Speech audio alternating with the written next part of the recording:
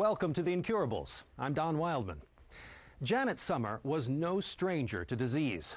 As a teenager, she was at her mother's bedside when she lost a grueling battle with lung cancer. As a career nurse, Janet had cared for patients fighting every type of illness, so she was very careful to take care of her own body. Janet was active, she ate well, and she never smoked as her mother had done. Caring for her two boys while working full-time at the hospital kept her plenty busy. Janet was so engaged with day-to-day responsibilities that it likely took her longer than normal to notice what felt like an annoying pressure in her chest. By the time she had one of her colleagues take a serious look, the damage had long been done. My mom was a smoker. In fact, I think women at that period of time in the 50s smoked to keep their weight down. Even after her diagnosis, her physician recommended that she not stop smoking, that it would be too stressful for her. When my mother was dying of cancer, my sister Janet, she was the one who went to the hospital every day and took care of her. I know when my mom was sick, how she looked, how from the chemo she had lost her hair, how emaciated she was, how she gasped for every breath. I always said as a nurse I would never do chemo, never. But when it was my turn, when I was faced with death, I jumped at it. I thought I have to do something. I can't just sit here and die. Very quickly, my breathing turned the same way, and from the chemo I had lost my hair, and I was extremely thin. So I could see that I was following in her footsteps, absolutely, that I would die that same agonizing death she died. Janet lost her mother when she was just 19 years old, and the trauma of that experience convinced her to go into nursing. It also brought her siblings closer together. As little kids, we were, my sister and I were very close. But very different. I was much more outgoing, I was the cheerleader, I was the prom queen. Janet was always kind of behind the scenes, a little bit more like motherly. When we went to college, we went to separate places. We did our own thing. We stayed close and we stayed in touch, but as usual, as you're growing up, your interests change. But as we married, then we became close again. Janet and her husband Robert had two sons, Ryan and Scott. The boys always knew they could count on Mom. She was always really close to my brother and I. You could tell that she definitely, loved us a lot. She was young, but she even acted younger than she was. She was always right there with us every step of the way. She was always very healthy. She took care of herself. She was very active. She was involved in aerobics, and she was involved in playing tennis. We were active as a family. We went boating and water skied. Janet and Robert began to grow apart and eventually divorced. They agreed it was important for both to remain involved in their sons' lives. And obviously a divorce is a difficult situation for kids, but they always remain close just for us, and they've always lived close. Even though we're divorced, we are good friends. We're obviously relatively close neighbors. The family dynamics, in this case, they work. Once I was divorced, I was working full-time, so a lot of my time was spent away from the home. It was very stressful in that, and I had little time to go to the boys' activities anymore. Janet was able to adjust mentally to the long hours, but physically, the stress was quietly taking its toll. I was 45 years old, working as a nurse in the hospital, and I noticed that I had some heaviness in my chest. Not a big deal, but just some heaviness along my sternum.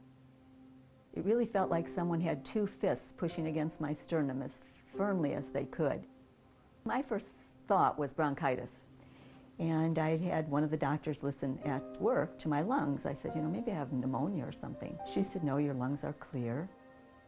I don't remember her actually sharing the discomfort part. I remember her saying she didn't feel that well, but I think you probably have that conversation with your friends or your family, and you don't really think anything of it. And the next day I would have another physician listen, because it truly was such pressure just along the sternum, the center of my chest. I called a friend of mine who I played tennis with, a physician, and I said, could he give me an antibiotic? And he said, sure, he'd give me an antibiotic, but he wanted me to get a chest x-ray to make sure that there was nothing else going on. Then I went to work on Monday. We did the chest x-ray, and the radiologist called me and said, let's do another one. And I teased them about not being able to even do one chest x-ray right, thinking that I was absolutely fine. And they repeated the chest x-ray, We looked at the x-ray. The examination wasn't that critical. I got some blood work. I had her get a CAT scan of the chest, and then we reviewed the CAT scan. That afternoon, we scanned me to find 3 tumors actually in the left lung, 7 in the right, 3 in my liver, 1 in my pancreas, a mass in my abdomen. And she came immediately to me, her friend, and shared with me the shock of what she'd been told. And of course, we were both in disbelief, and immediately you believe it can't be so, and tests will prove otherwise. The first oncologist told me I would live 3 to 6 months, and I thought, I can't be that sick. I'm not that sick. I'm a healthy person. I'm not a smoker, as my mom was a smoker. I certainly trusted him, but I was going to get a second opinion. And he said, yes, you should. You should definitely get a second opinion. And I can remember when I went for the second opinion, and I said, how long do you think I have? And he said, probably 3 to 6 weeks. 3 to 6 weeks. That's when I started thinking, I can't clean up my house in 3 to 6 weeks. How could I end my life in 3 to 6 weeks?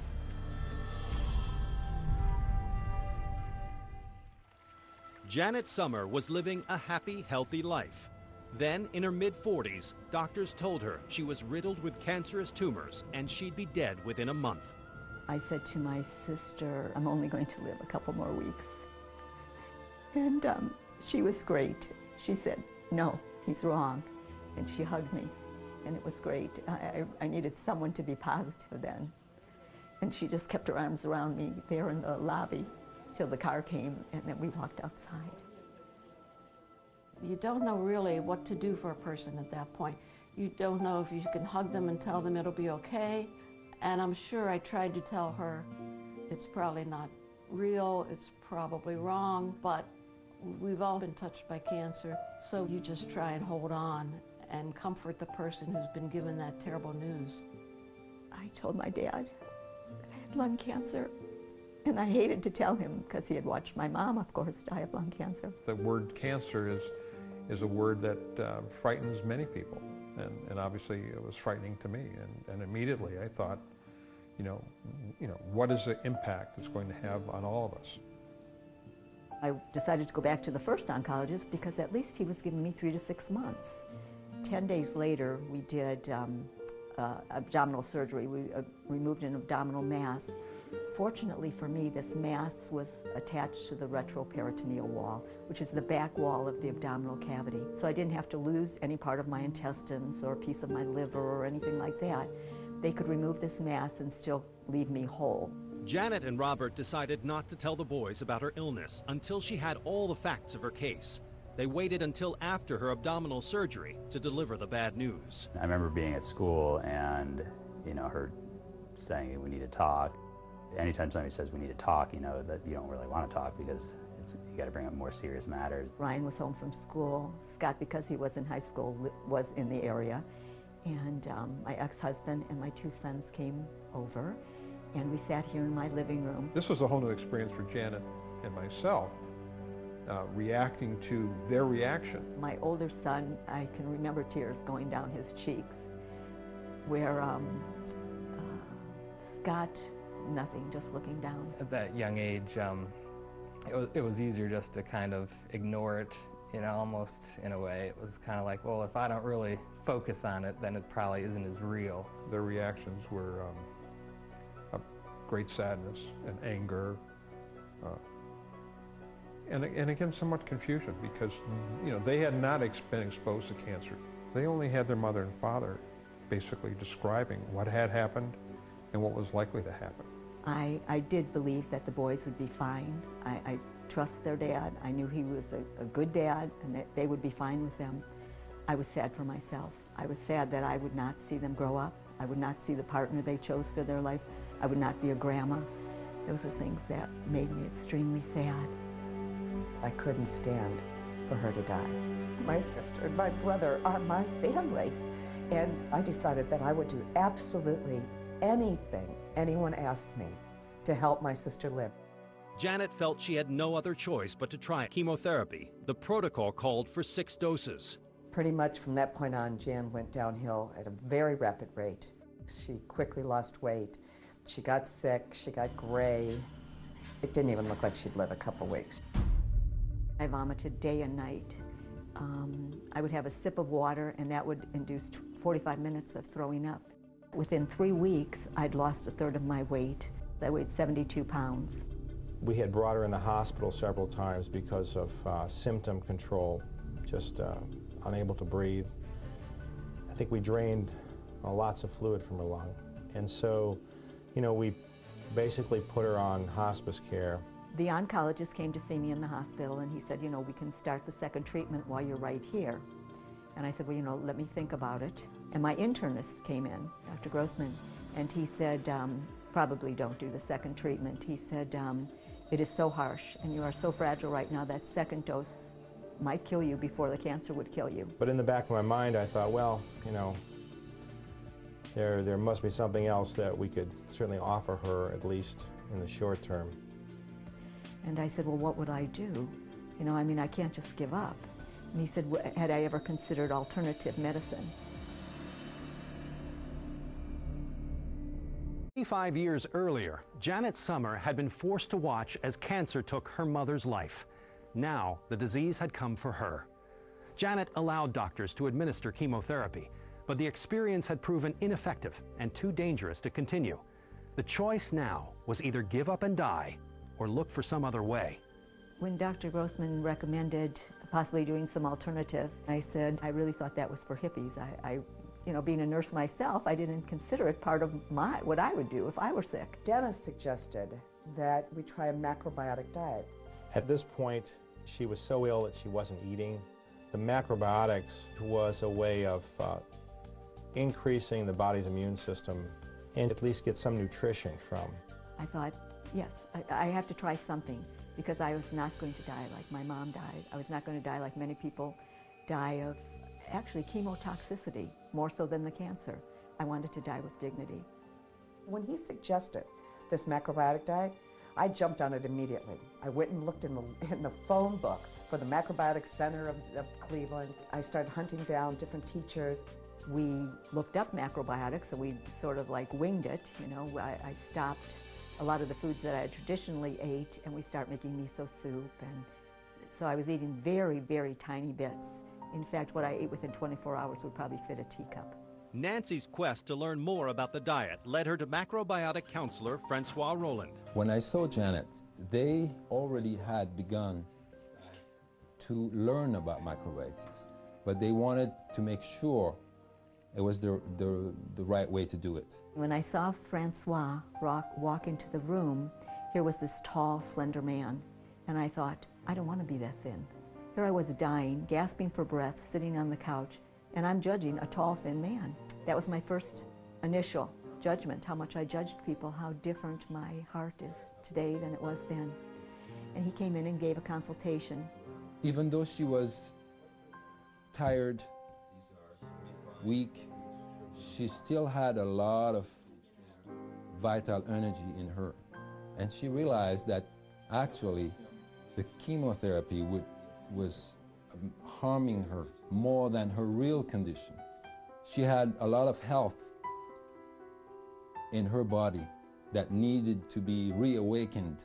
A week later, Francois came back and did a cooking class. 8 of my friends and Dr. Grossman came to this cooking class. Healing through food was new to me, as it was to her, and we just had to believe that that could occur, and we did. My philosophy was that, you know, if you were in such a desperate strait and somebody offered you something that could at least help your nutrition, your comfort level, and granted this is not FDA approved or anything, but we're not talking about taking a cure, we're just talking about supplementing the immune system. Following that class, we set up a calendar in my kitchen, and my girlfriends would sign up for breakfast, lunch, dinner, and overnight. Because I was single at the time, I really needed 24-hour coverage. And 8 of my friends, including my sister, covered me for 18 months, 24 hours a day. We just lived the whole macrobiotic lifestyle, and it almost seemed like she responded instantly. And by that, I don't mean some kind of grandiose response. What I mean is, like, every now and then, she actually took a deep breath. We tried to believe we knew what we were doing, but we were all frightened. We weren't familiar with the vegetables, So we would all gather in the kitchen and look through the refrigerator and wonder what was the collard greens and what was the kale and what was the kohlrabi and what was each vegetable that was new to us in our process. And we would wonder and share, and she would listen to us in the kitchen whispering about maybe it's this, maybe it's that. We would refer to the books, and we would fortunately make the correct choices. She had quite a loving network of people. It's amazing that my friends would give up that much of their life for me. I always knew how much I loved my friends. I just didn't know how much they loved me. The idea behind macrobiotics is to eat clean, healthy foods, which in turn fortify the body with the nutrition it needs, while flushing out toxins that take a toll on the immune system. This cleansing process rejuvenates the blood, so the body can aggressively and efficiently fight disease. Seeing her start on this diet was a bit traumatic, just because I didn't expect it would work. At the time, I didn't understand all the changes that can happen in the body by altering your diet this way. The diet seemed to benefit Janet immediately, but her cancer was so advanced that it looked as if it might be too little, too late. My lungs filled with fluid, and I would go into the hospital, and they would do what's called a thoracentesis. And they would drain like 1 or 2 liters of fluid off my lungs. Following that, they would do a chest x-ray to see if I had pneumothorax, which is a collapsing of the lung. But fortunately, I did not, but we would see that the tumors were growing. Janet started to cry, and she said that she wanted to die, that it was too much. And she just, on her knees next to me, please don't die. And so I thought, all right, I'll try it one more day. And then the next day would come, and it wouldn't be as bad as that day, or at least not start out as bad. So it really was a one-day-at-a-time journey, but I knew it was up to me. I could let go, and it could be over. And each day she kept getting better. And then she got into it with gusto. She made the commitment. Despite the setback, Janet was encouraged to continue on with her fight. After 5 months, we saw that the tumors started to shrink. The radiologist would call me and say, the lung looks better. And the radiologist would say, whatever you're doing, keep doing it. This is working. Janet persevered with her strict macrobiotic diet. Frequent CT scans showed her tumors were shrinking, until one day the tumors had completely disappeared. When I heard that my tumors were gone, of course I was elated. It was almost unbelievable.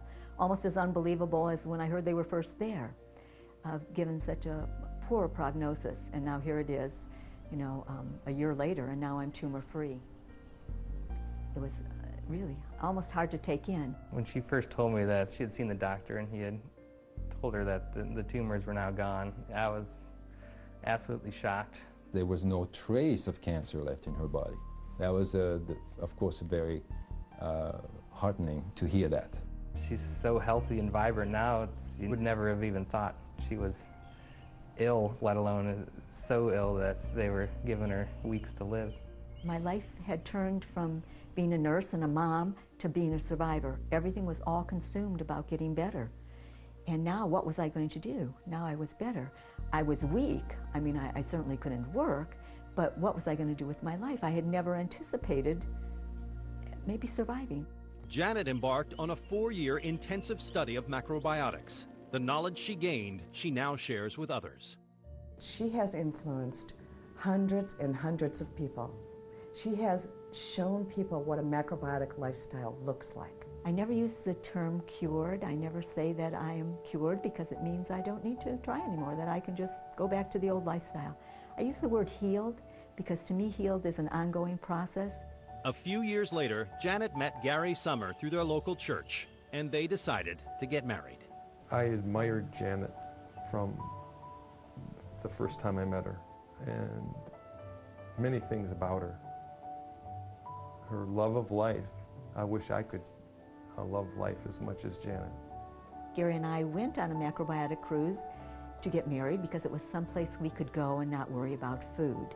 It was fun to have breakfast, lunch, and dinner, macrobiotic, not to have to shop and cook and prepare and do the dishes. It was just a joy. And we will be going again this year. As it turns out, it's always over our anniversary, so we get to renew our vows on this ship, which is just so much fun. It's like doing it all over again. Cancer is not a disease that frequently offers second chances. That's especially true in a case like Janet's, when it's discovered at such an advanced stage. Her cancer was so pervasive that doctors didn't even think it wise for her to continue chemotherapy. It's fitting, then, that Janet Summer, a nurse who had devoted her life to caring for others, received that same kind of care from the family and friends who loved and nourished her back to health.